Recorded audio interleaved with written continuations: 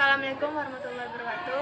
Saya Nirwana Purnama Suci. Saya akan menjelaskan tentang kebijakan-kebijakan yang terjadi pada masa pemerintahan Megawati Soekarno Putri. Megawati Soekarno Putri mengawali tugasnya sebagai presiden kelima dengan mengawali membentuk kabinet gotong royong. Ia juga berupaya untuk memberantas KKN namun usaha ini menuai kritik karena di masa pemerintahan Abdurrahman Wahid telah dilakukan KPKPN.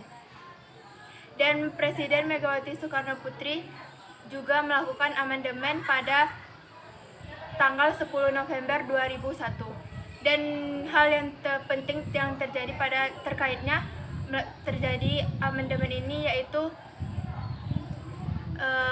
pemilihan langsung oleh rakyat atas pemilihan presiden dan wakil presiden yang dilakukan secara langsung oleh rakyat pada tahun 2004. Dan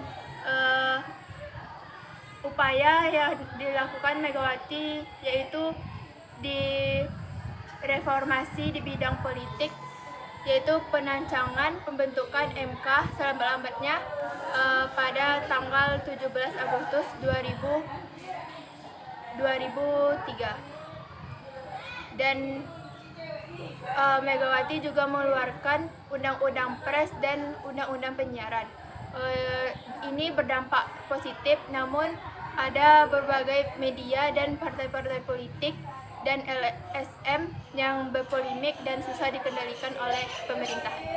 Di bidang reformasi ekonomi, popularitas pemerintahan menurun karena meningkatkan inflasi dan berdampak buruk terhadap inflasi real.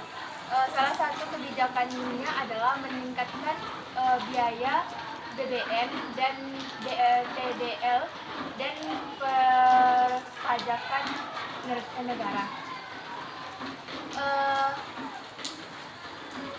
Masalah pemerataan ekonomi di wilayah Indonesia juga tidak merata pada masa ini, pada masa pemerintahan Megawati, karena pembagian sumber daya alam dan pembagian sumber daya alam yang tidak merata antara pusat dan daerah,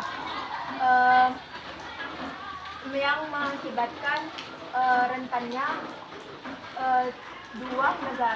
dua provinsi yang ingin mengeluarkan diri dari Indonesia, yaitu Nanggroe Aceh Darussalam dan Papua.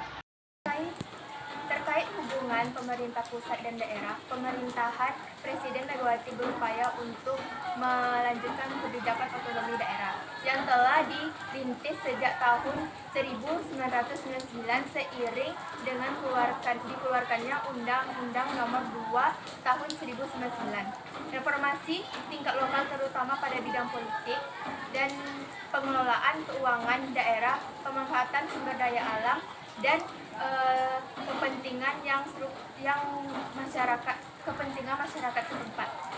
Itulah yang dapat saya jelaskan tentang kebijakan-kebijakan yang terjadi pada masa pemerintahan Megawati Soekarno Putri. Kurang lebih saya mohon maaf. Assalamualaikum warahmatullahi wabarakatuh.